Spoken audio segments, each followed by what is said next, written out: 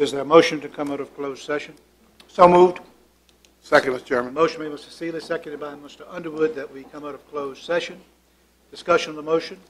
All in favor vote by saying aye. Aye. All opposed, nay. The motion is carried. Mr. Black, do you certify that we only discussed in closed meeting the items that we said we were going to closed meeting for?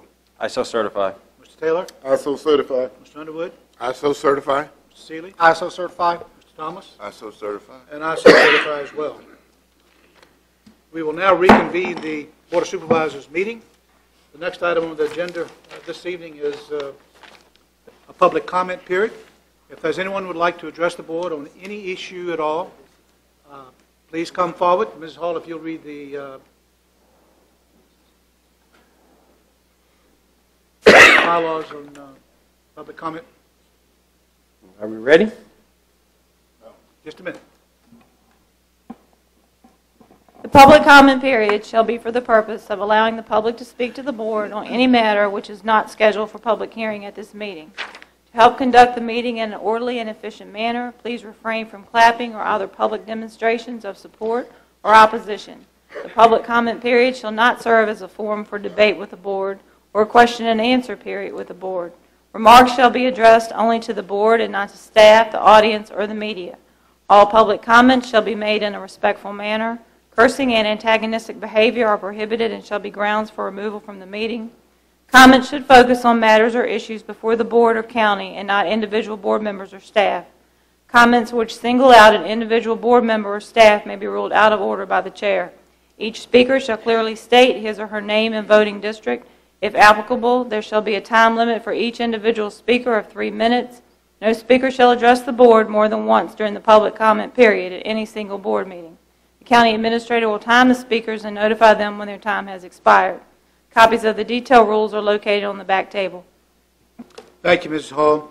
Please keep in mind that any public comments that is being addressed to a public hearing that's going to be held will not be heard during public comment period, but they would be heard during the public hearing period.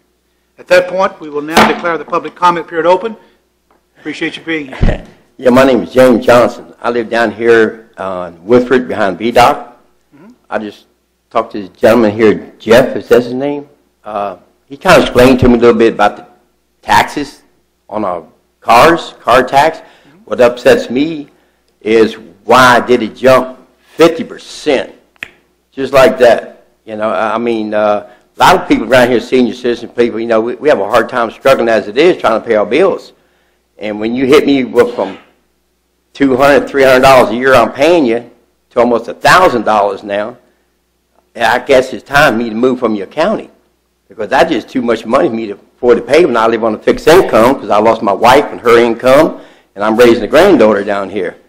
You know, and I just can't afford this car tax as y'all put out on everybody out here. There's something wrong. He's saying that it was an error or something. You know, you got to change it, go back or whatever, maybe. I hope you do. I mean, because if it stays like that, then I got one thing choice to do. Maybe a lot of people is just move our vehicles to another county and register them. I mean, it's ridiculous. I mean, yeah, don't mind paying you something, you know, like everybody else, but 50%. I mean, look at the governors we had in here running for governor. What he got there and preached to us, he wanted to cut the car tax. And what happened? Every time one gets him to cut the car tax, it gets down 50%. And now you all turn around, just one meeting, hit it for 50% on it. That's ridiculous. I think these governors ought to be ashamed and embarrassed how you hit those 50% back with the car tax at 100%. That's just something that's all uncalled for, the way I see it, you know. But I mean, you got a lot of things in this county. We need to bring jobs in here. We need some more restaurants and stores, bring some revenue in town. State Fair is only here for a short period of time, you know, and everything. But we need to bring stores here, some other grocery stores, things where people can go shop different quality places, just have one place here and then drive 17 miles to Fredericksburg. You know, we got to bring them in here. I'm a retired brick mason, so I know about structural work and I know how it works. And so I know that if you build houses, you build shopping centers and stuff, you got revenue like Henrico County, Hanover. They're building all these malls and things. They're making money. We need to do the same thing. We got a little small town up here. We close our eyes. We done went through it. Yeah, that's the way it is. But I just hope y'all can do some of these taxes and stuff like this, and maybe do something with our property tax, because My house is over $191,000 on it, and they tell me assessed value in this county here is only worth $177 now. I mean, I couldn't even sell it. I couldn't put it on the market. I couldn't make a dime off of it. 2007 was worth $278,000. I had over almost $200,000 in equity, and it's gone just like that. So they're saying, then they start charging me for. I've just found out for 12 years they charged me taxes on the shed on my property that I never even had, and I just found out about it, that they've been charging me on this. And I told them, then you need to go back 12 years and reimburse me some money. Oh, we can't do that. But when they came out there a few years ago, looked at my property, they checked the length of your house, how wide your house, what you got on it. They should have seen there was no shed there. When I bought the house in 1999, there was a shed there. The people owned the house. But when they sold it to us, they moved it. Mr. Johnson, your 3 minutes is up, and we do appreciate you coming out, and be more than happy to discuss with you and talk with you one-on-one about these issues. Appreciate you coming out. Yeah, thank you. I can get home watching my X Factor. He would live behind. Mr. Johnson, you live behind the VDOT shop on Route 2? Yeah. Right. You're right there, right behind VDOT back fences in my backyard. I see. Okay. Thank Thank you. you. Thank you. Is there anyone else who would like to address the board on any comment not to be considered under a public hearing? Please come forward and state your name and your voting district.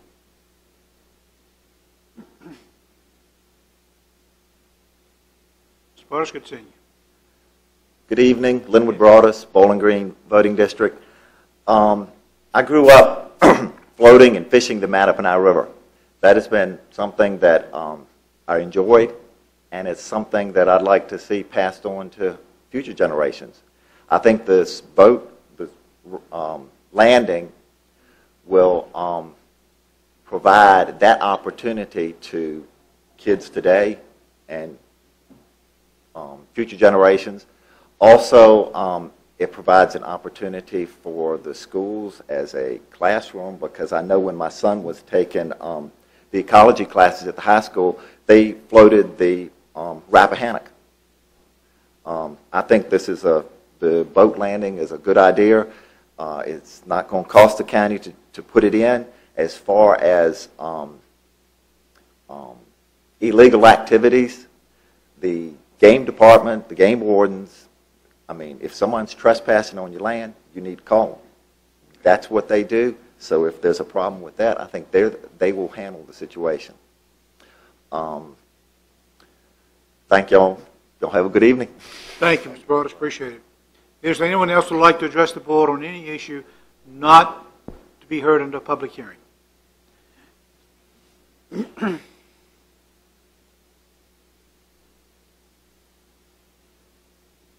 Mr. Chairman, members of the board, Mr. Brooks, good to see you. Wayne Brooks, I'm with the Bowling Green District. I'm here to speak about item number 5, and that's the boat ramp issue. I have expressed my concerns in letter to the Game Commission. My brother and I own 115 acres just south of Page Road between RF&P tracks and the Mattaponi River. So I just want to come to you again and ask you to think hard about this and the concerns that we expressed in our letters, the property owners. And I just think that it's going to be frustrating for the property owners along there. And you should also take a look at some of the areas along this river. It is very difficult to navigate a canoe in some areas. You have to portage. I can show you on my property 2 places where you cannot get through the river. And I'll be glad to show the Game Commission those places as well. I also wanted to clarify a question that came up the last time this item was discussed about the boundaries of properties next to rivers. I can speak of the Mattaponi River. The property owners adjacent to the river own to the center of the river. The state claims the water. They are responsible for the water, but the landowner owns to the center of the river. Just to clarify that. Thank you. I can say that that's true on the Mattaponi. In all cases, maybe not, but the Mattaponi, that is true. Thank you for your consideration. Thank you, Mr. Brooks. Appreciate it. Is there anyone else who would like to address the board on any issue not to be heard under a public hearing this evening? Is there anyone else who would like to address the board on any issue not to be heard under a public hearing? One last call. Is there anyone else who would like to address the board on any issue not to be covered under a public hearing? Hearing no further comments, the public comment period is closed. The next item on the agenda is item 3, public hearings. And the first public hearing this evening is an ordinance to amend Chapter 103, Taxation of the Caroline County Code to provide for the proration of taxes on certain personal property acquiring a status in the county after January 1. Mr. Chairman, members of the board, the purpose of this public hearing is to consider amendment to the county code to allow Caroline County to begin prorating personal property taxes effective January 1st, 2013. Caroline County is currently a non-prorating locality for personal property. So each year a snapshot is taken of the personal property in the county as of January 1st, and the list is not updated until the following January 1st. Therefore, personal property purchased after January 1st of a given year is not taxed until January 1st of the following year. The first payment is not due until June 5th following the year of the purchase. On the other hand, a taxpayer who sells his property after January 1st and replaces it with property of a lesser value would not see a reduction in their personal property taxes until the same time frame that I just spoke of.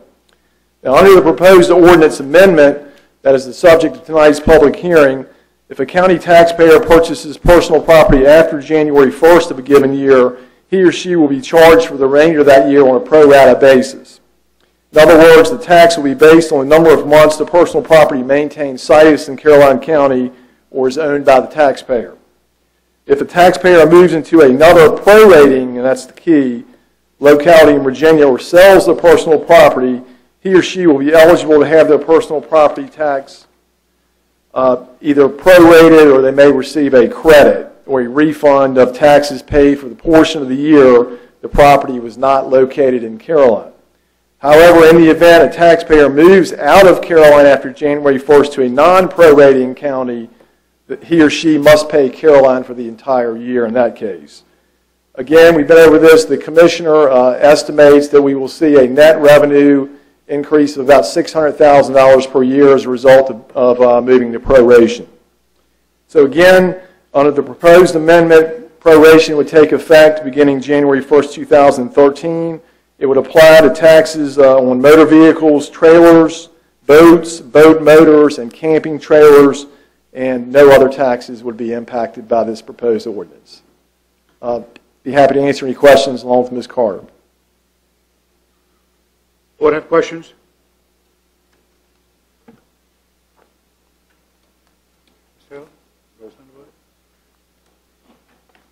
Just make sure that I'm fully understanding. If you trade your vehicle in for a new vehicle, then you don't have to pay on the old vehicle. You only pay on the new vehicle. Under the proposed amendment, if you trade it in, you would no longer pay on that vehicle. Are there any neighboring counties that do not prorate? You said several? To the east, there's some localities to the east of us that do not prorate. Spotsylvania, Hanover, Penreck, those areas that, yeah. They prorate.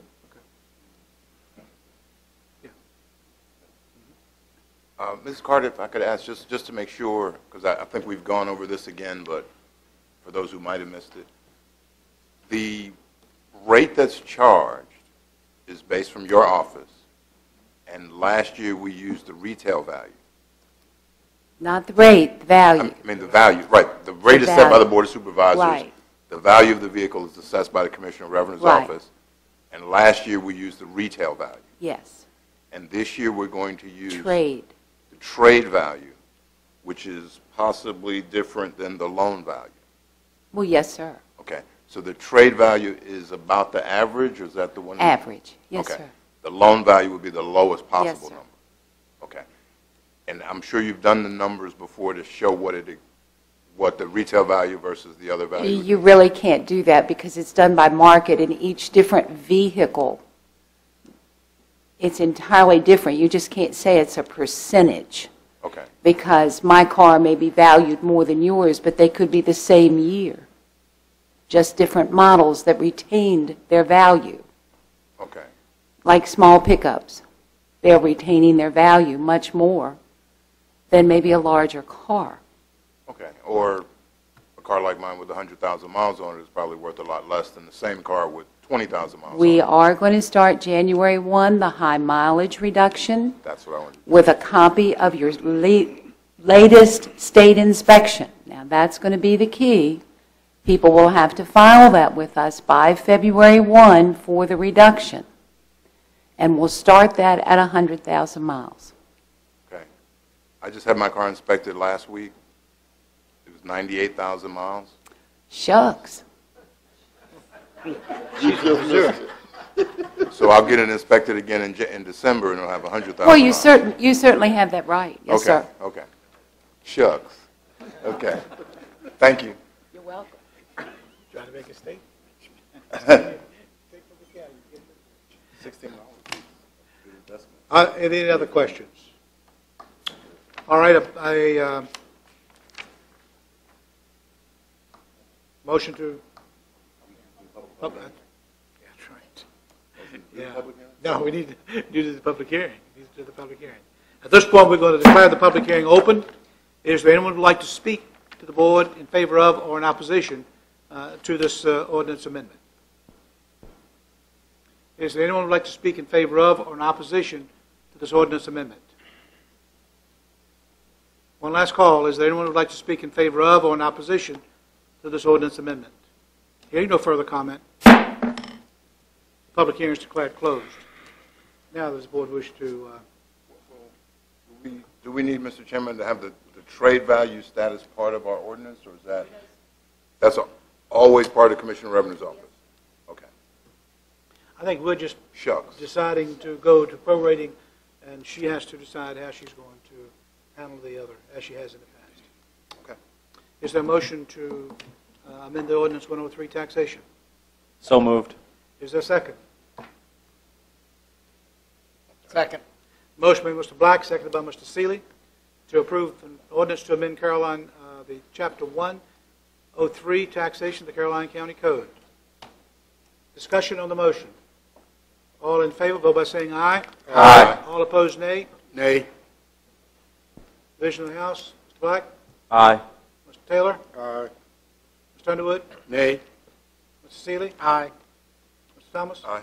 and I vote aye as well. Motion's carried. The second public hearing this evening is a special exception 04-2012.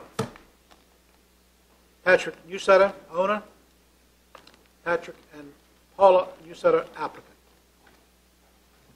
Mr. Fincher?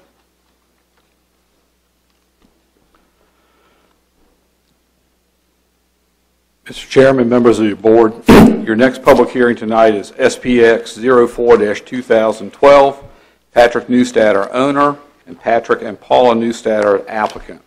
They're requesting a special exception permit in accordance with Article 17, Section 13, and Section 5.14 of the zoning ordinance on tax maps numbers 3-A-6 and 3-A-6A.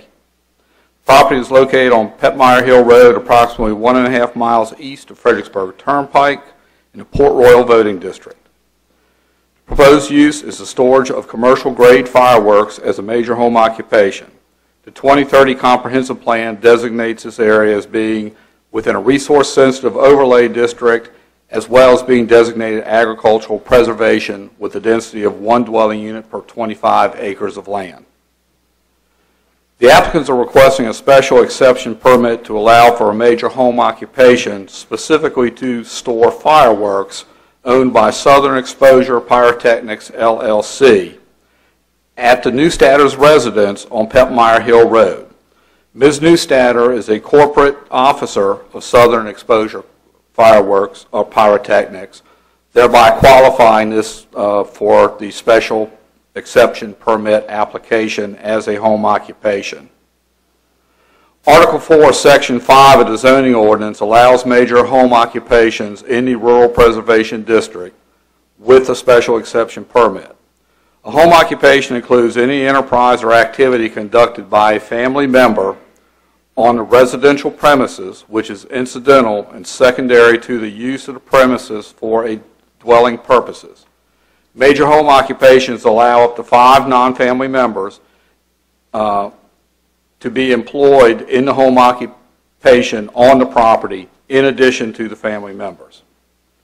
New status currently have 2 storage containers known as magazines on the property where fireworks are stored. The magazines have been or are subject to inspection and licensure by the Office of the State Fire Marshal and the United States Department of Alcohol, Tobacco, and Firearms, which are the authorities having jurisdiction over such facilities. However, the use of the magazines does not conform to the current zoning ordinance as a by right use.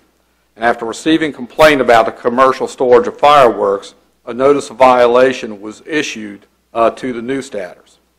The new staters have appealed that notice of violation to the Board of Zoning Appeals. The appeal is currently on hold pending Board of Supervisors action on the special exception permit application. If approved by the board, the special exception permit for the major home occupation would abate the violation and allow the continued storage of fireworks on the property subject to any conditions imposed by the board.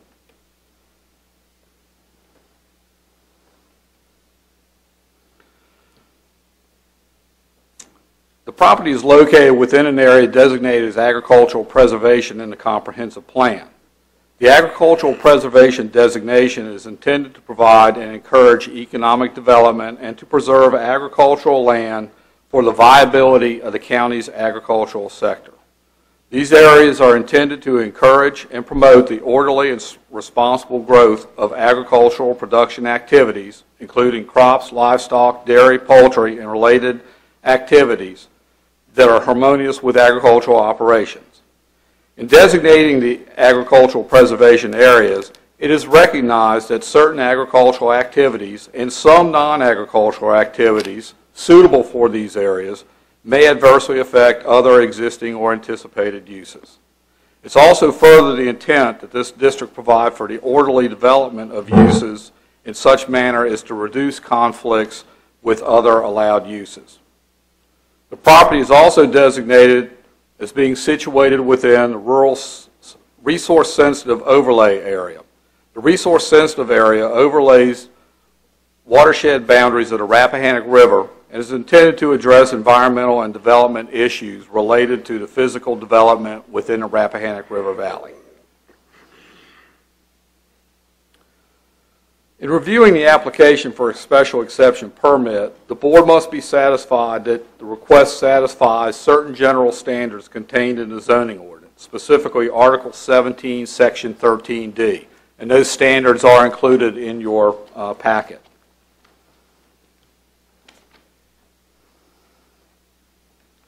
The board may also specify conditions in granting a use permit that it deems necessary in the public interest to assure compliance with the general and specific standards, and that it will continue to do so. And again, those potential conditions are enumerated in the staff report. Staff has prepared 4 suggested conditions for your consideration should the board decide to approve this application. The Planning Commission did hold a public hearing as well as a work session on this application. The public hearing was conducted as July 18, 2012 meeting. The Commission again considered this application at its August 15th meeting and ultimately voted 3-3 to forward this recommendation to the board, or to forward this application to the board with no recommendation.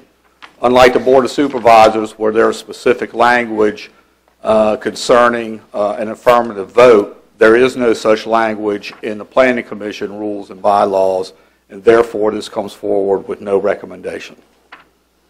You have minutes of the Planning Commission discussions included in the staff report, as well as technical criteria and all of the letters that we have received to date, including the most recent comments provided by Mr. and Ms. Best late last week. With that, I'll answer any questions that the board may have. Board have questions, Mr. Fincham? Before the public hearing. I just have one question before the public hearing. Okay. The new status are only in violation because they do not have a special exception to operate this home occupation. Yes, sir. This is the only manner in which the storage of fireworks could be allowed on the property, would be through the granting of the special exception permit. It's not otherwise allowed as a by right use, as an accessory use, or any other type of special permit use. But they had a state license to do this, but they didn't have a special exception from the county to operate. Yes, sir. It's an interesting dynamic. In some cases, the Commonwealth of Virginia or the agencies specifically require some type of notice or written approval from the locality that it's consistent with the state permit application. In this situation, that is not the case. The state agencies have said, they are simply responsible in terms of permitting from their perspective and do not require county approval beforehand. Okay. That's all I have right now. Mr. Thomas? Mr. Fincham, in your opening comments and in our packet, you said that Southern Exposure Pyrotechnics, Mrs. Newstetter is a member. She's a corporate officer. She's a corporate? Yes. Okay. Now, does that mean she has special training to operate fireworks, or because she's a corporate officer, she has the ability to store fireworks, or is that not pertinent?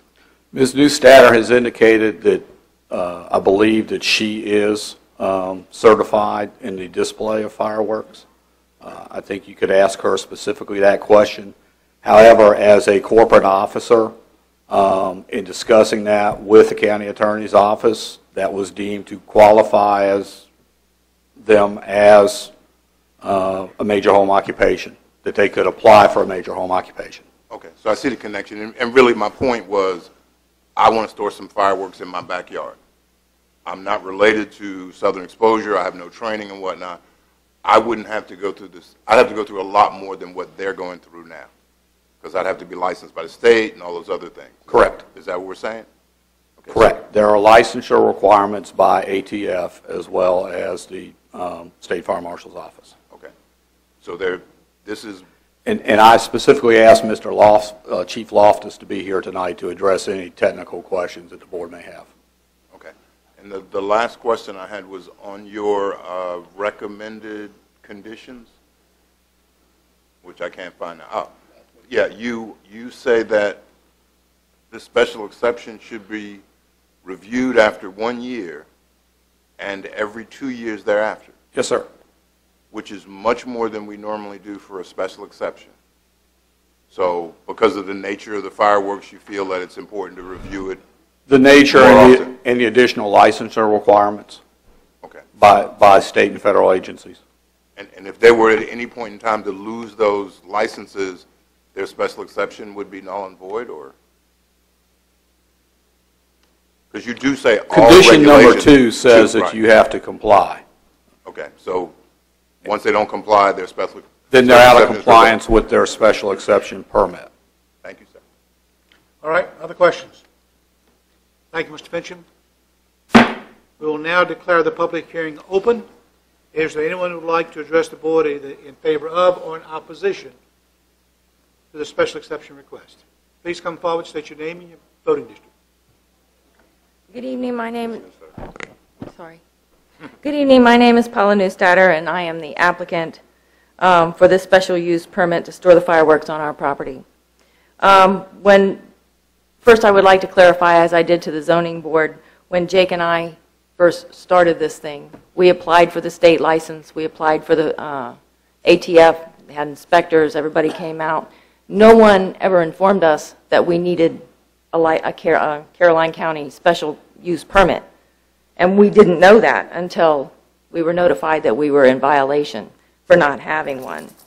But we immediately did apply for the appeal and the special use permit to bring ourselves into compliance for the county. The fireworks containers on the property have been inspected. They're in full compliance with all safety regulations through the ATF and through the state. The state agency responded, the state agencies that responded to all the inquiries through this special use, there were no objections from any of the people that responded. So we found, and the only objection that we had to this was from our neighbors. And we did not know that they objected to it until we were notified that they had filed a complaint. And I wondered how they even knew we had one down there, because we have a circular driveway. Some of you may have been over there. And, at the back of the driveway, there's another road that goes down into the woods. And that road back there is signposted, for the explosives. But there's nothing on the street on Petmire Hill Road. That would be like a neon light if you ask me. But if anybody did come onto the property, they would know that. So I wondered how they even knew that it was back there. And it was a curious thing for me. But after reading through the complaints that they filed and so forth, I discovered that they know a lot about me. They have pretty much searched every record that we have in the county on, let's see, they had filed another thing with Mr. Fincham earlier in the year where they had downloaded stuff from our church website, from Facebook pages. And in this packet that you have here, I believe on page 29, you will even see an email from our next door neighbor to the county where she quotes from my husband's divorce decree from his first wife. Now, I'm not sure what all that has to do with anything, but it does show how deeply these people are digging for something to complain about as far as we're concerned. But from our side of it, it feels like we're being stalked. And so I hope you will take this the source of this complaint into consideration when you make your decision about this fireworks magazine. I would also ask you to take into consideration that none of the agencies that responded to the zoning board's inquiries had any objections, and we have no objections to any inspections that you care to make, and to the fire department. If the fire marshal happens to be riding down the road and wants to stop in, he's welcome. We have no hunting signs, we have the place secured, and we have done everything we can, to keep it safe and secure. And on page 16 of your packet, you will see that Sally Castles from Santee, our neighbors on the other side, also came and spoke at the zoning board meeting, and they spoke in favor of the granting of this permit. So I would also ask that you would grant us the option for the special permit. And if you have any other questions, Jake and I are right here. Thank you, Ms. Newstetter. Anyone else?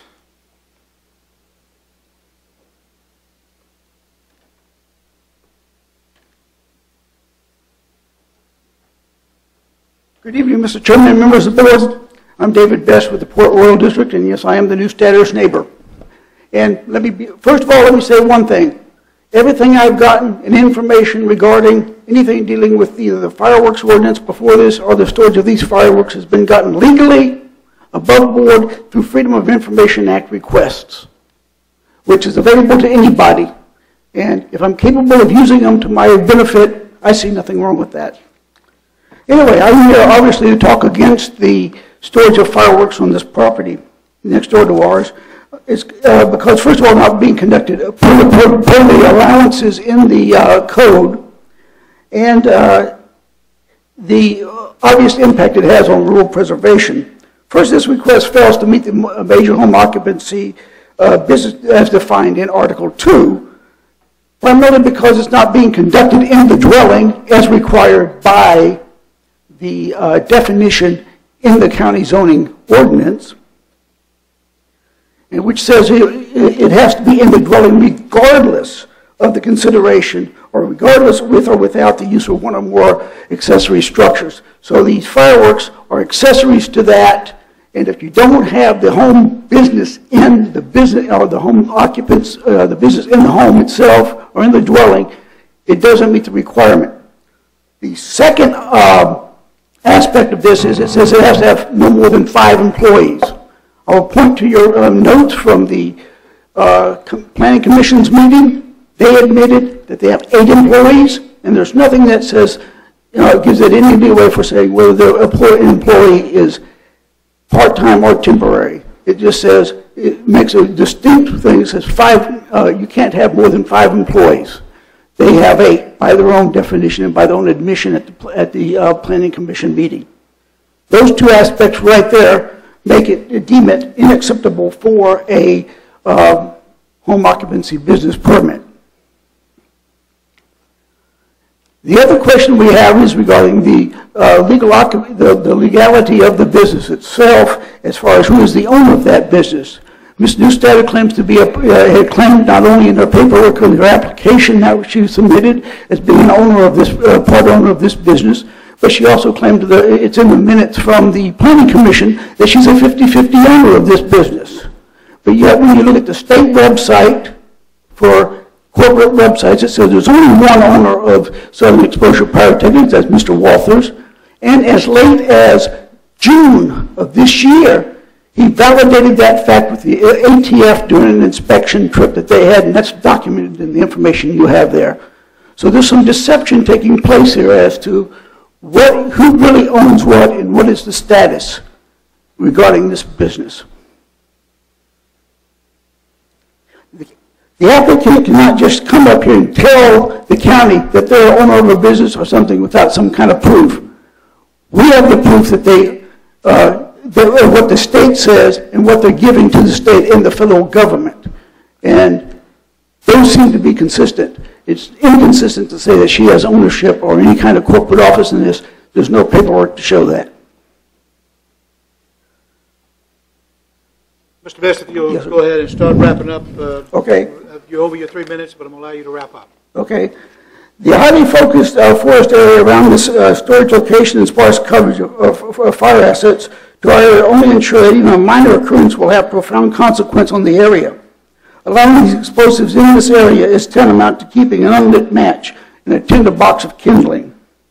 I urge this board to sustain the decision made by your Director of Planning in his March 6th letter regarding the improper storage of these explosives and validate the actual negative vote of your Planning Commission. The applicant's request is nothing more than an effort to circumvent the established zoning processes. If this board gives this request the same judicious scrutiny and consideration that was given when they assessed the potential impact of the Abundant Life Academy's presence in its surrounding neighborhood, then your decision certainly should be that 8,000 pounds of explosives pose a far greater threat to our community than a handful of potentially errant teenagers did to Sparta. Thank you. Thank you, Mr. Best. Is there anyone else who would like to address the board on this issue? Yeah, I'm Dr. Patrick Neustadt. I'm the property owner of Port Royal District. I would just like to say it seems very easy to imagine disastrous scenarios with having fireworks there, and they sound very scary, but to my mind, I mean, you can store as much ammunition as you want in your house. You can have a propane tank up against it. It seems to me it's a relatively small risk compared with something like that. In terms of environmental impact and the fact that we're in an agricultural district, you know, these are small containers, they're mobile, they can't be seen, They're waterproof. They're not going to leach anything out into the surroundings. I don't think they're going to contaminate the water. And at the risk of sounding sanctimonious and preachy, I would like to make the point that although Jake Walther is not a resident of Caroline County, he's a resident of Stafford County, we feel very strongly we would like to